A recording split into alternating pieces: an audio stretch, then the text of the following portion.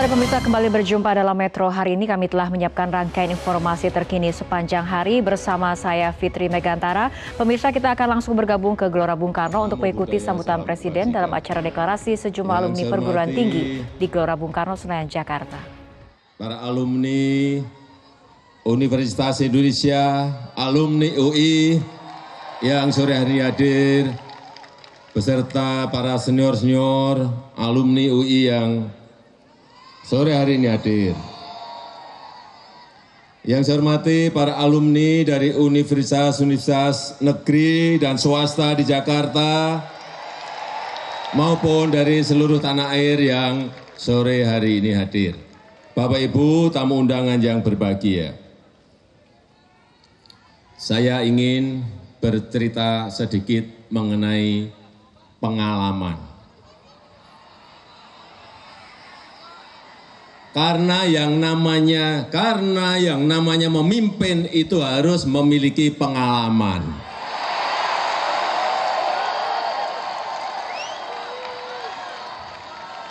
Saya ingat di 2005 saat saya masuk dalam kancah pilkada menjadi wali kota. Sebelumnya saya adalah di dunia usaha.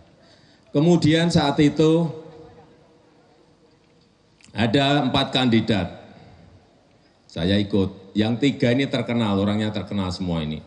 Incumbent, ketua Kadin, dan pengusaha besar yang ada di Solo, terkenal. Saya nggak ada orang di Solo yang saat itu tahu, nggak ada. Tetapi ternyata masyarakat memberikan amanah kepada saya. Meskipun menangnya sedikit tipis, tapi yang penting menang. Ya, kemudian saya masuk dari dunia bisnis, masuk ke dunia pemerintahan. Apa yang saya alami saat itu? Saya banyak terkaget-kaget, saya harus banyak belajar. Dan saya di awal-awal itu betul-betul pusing karena memang belum memiliki pengalaman memerintah di pemerintahan. Itu yang saya sampaikan di awal lagi, diperlukan pengalaman dalam memerintah. Apalagi sebuah negara yang besar seperti Indonesia ini. Jangan coba-coba dong. Hampir 1,5 tahun prosesnya adalah saya belajar. Pagi siang malam, saya belajar. Karena memang berbeda sekali kita dalam mengelola institusi bisnis dengan mengelola sebuah pemerintahan meskipun dalam lingkup kecil sebuah kota. Tetapi pengalaman itu sangat penting sekali bagi saya menapaki jenjang-jenjang yang lebih atas. Begitu masuk ke 1,5 tahun, 2 tahun, saya baru bisa melakukan yaitu kerja secara cepat karena yang namanya manajemen birokrasi, manajemen pemerintah itu berbeda sekali dengan manajemen di luar pemerintahan, sangat beda sekali. Alhamdulillah saya diberikan pengalaman itu. Masuk ke periode yang pertama saat itu, kemudian meningkat ke periode yang kedua. Periode yang kedua saat itu, ini juga cerita sedikit saja. Saya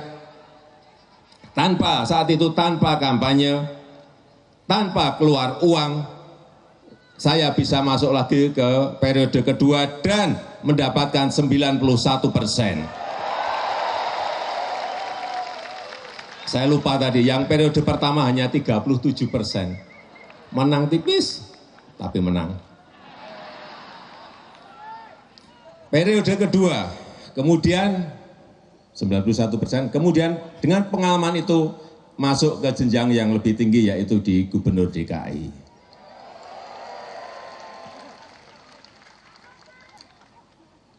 Juga orang saya kira waktu saya masuk ke DKI juga nggak ada yang kenal.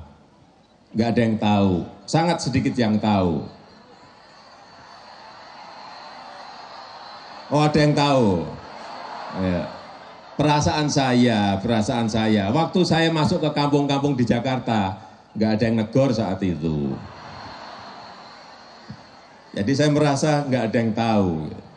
Tetapi juga alhamdulillah saat itu juga atas kehendak Tuhan, atas kehendak Allah, dan juga karena keinginan masyarakat di DKI yang memberikan amanah kepada saya masuk ke lingkup yang lebih menengah, yaitu mengelola sebuah provinsi. Dari mengelola yang kecil sebuah kota, kemudian mengelola sebuah provinsi di Jakarta yang problemnya juga begitu sangat besarnya, terutama yang berkaitan dengan banjir dan yang berkaitan dengan kemacetan.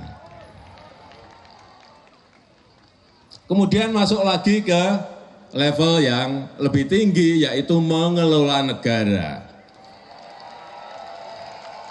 Karena saya memiliki basic pengalaman di kota, basic pengalaman mengelola provinsi, waktu masuk ke lingkup pengelolaan negara, manajemen negara, ya saya biasa-biasa saja karena sudah memiliki pengalaman itu.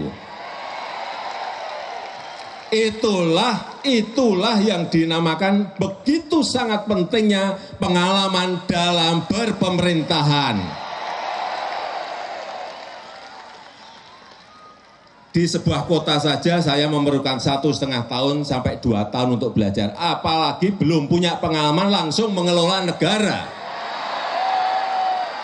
Butuh waktu berapa tahun, pertanyaan saya.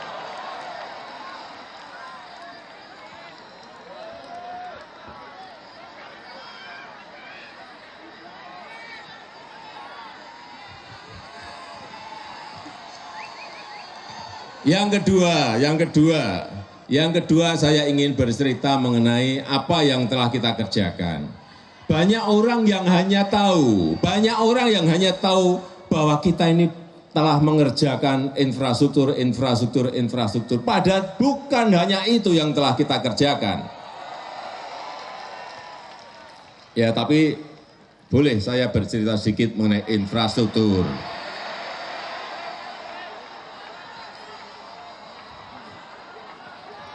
Infrastruktur yang telah kita bangun ini bukan hanya urusan pelabuhan, misalnya pelabuhan Kuala Tanjung, Makassar, Newport, dan pelabuhan sedang dan kecil yang lainnya. Tetapi juga airport baru banyak yang telah kita bangun, baik di Jawa maupun di luar Jawa. Juga jalan tol baik di Jawa maupun di luar Jawa.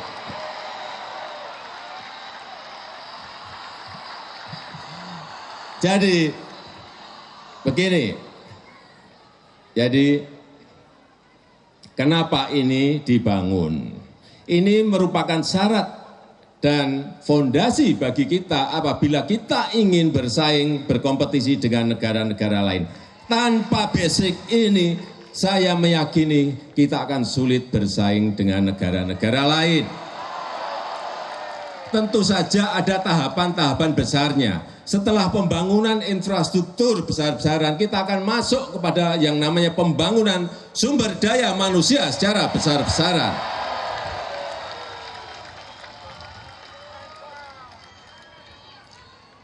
Dan infrastruktur itu bukan hanya yang gede-gede.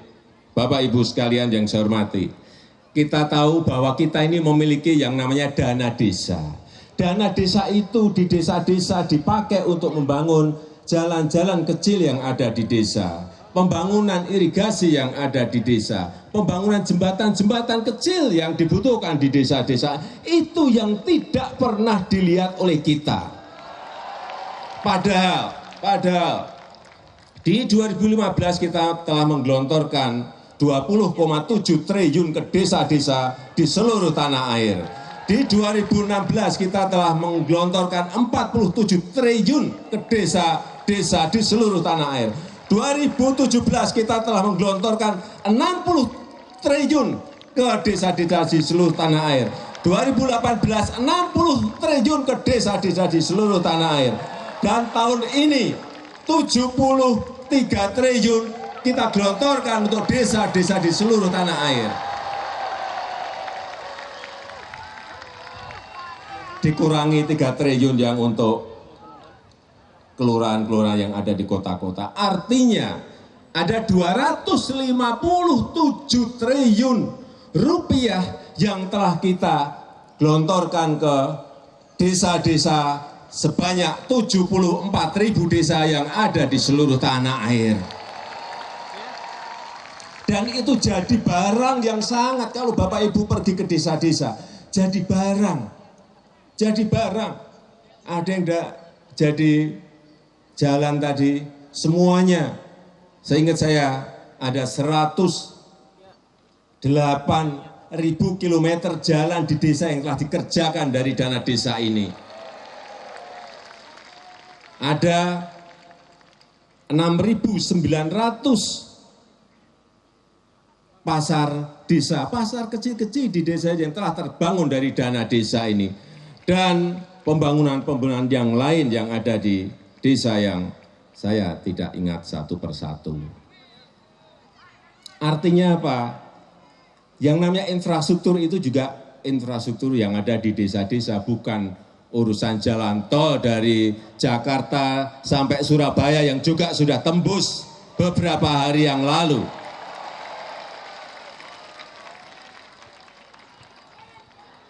Kembali lagi, jadi bukan hanya infrastruktur, tetapi untuk masyarakat yang kurang mampu, kita juga telah memiliki yang namanya Kartu Indonesia Sehat. Banyak yang nggak tahu ini.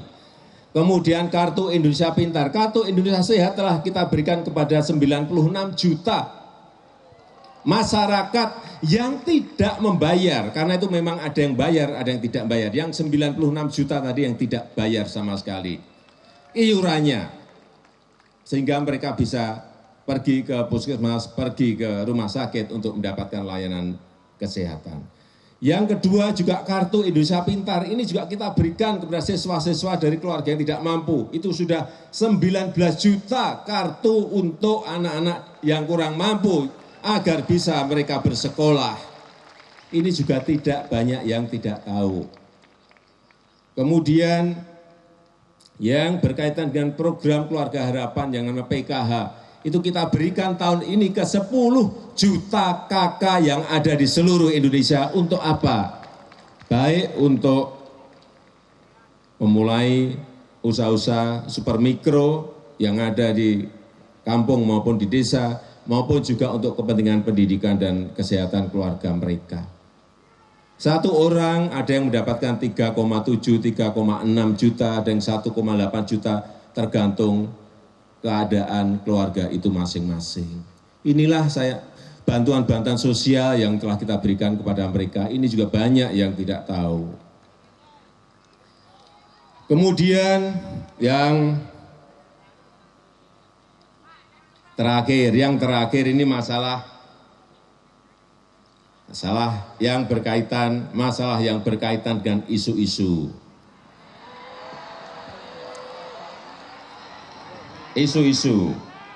Presiden Jokowi itu isu-isunya yang banyak di bawah. Mungkin di sini tidak, tapi di bawah diisukan seperti itu. Presiden Jokowi itu anti-asing.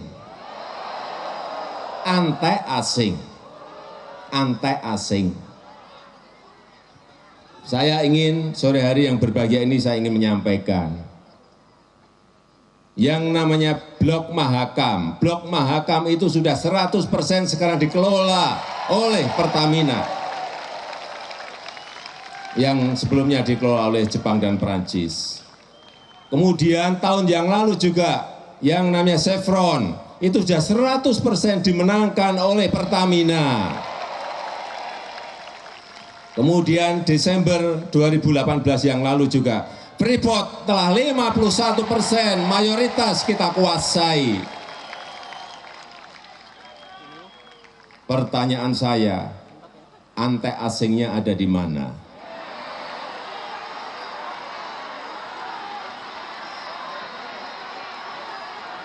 Anti-asingnya ada di mana? Di sana. Di sana tuh di mana?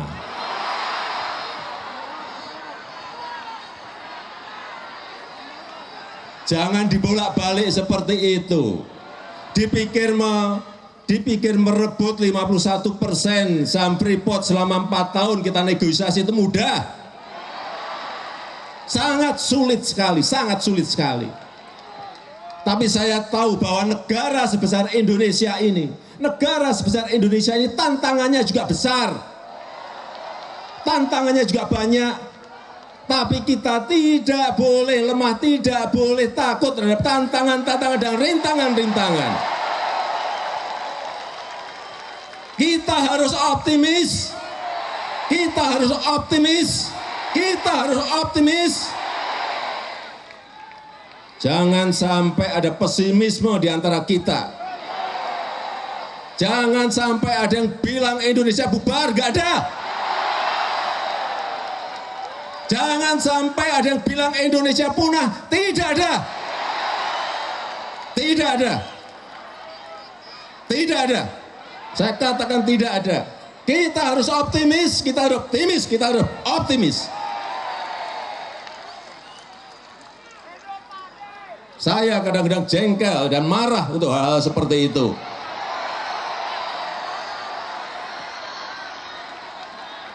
Bagaimana negara sebesar Indonesia ini, kita tidak bangun optimisme, kita tidak bangun optimisme, kita tidak bangun optimisme. Sesulit apapun rintangan itu, sesulit apapun tantangan itu, sesulit apapun hambatan itu, kita harus bersama-sama membangun negara ini.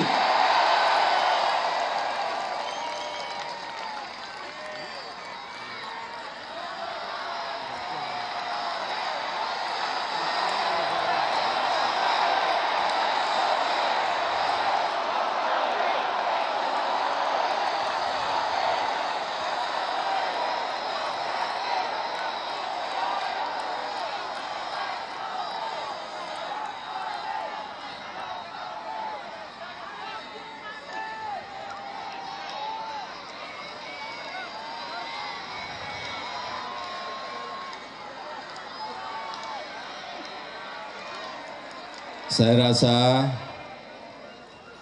rasa itu yang bisa saya sampaikan pada kesempatan yang baik ini. Terima kasih. Saya tutup. Wassalamualaikum warahmatullahi wabarakatuh. Waalaikumsalam warahmatullahi wabarakatuh. Pak Jokowi, saya mohonkan untuk tetap ada di atas. Pak Jokowi, saya mohonkan untuk tetap ada di atas lantai 2 panggung. Karena pada sore hari ini juga akan diberikan jaket tanda dukungan dari gerakan alumni UI beserta sahabat-sahabat alumni perguruan tinggi dan komunitas yang lain sebagai tanda dukungan kepada pasangan calon nomor 1 Jokowi Amin.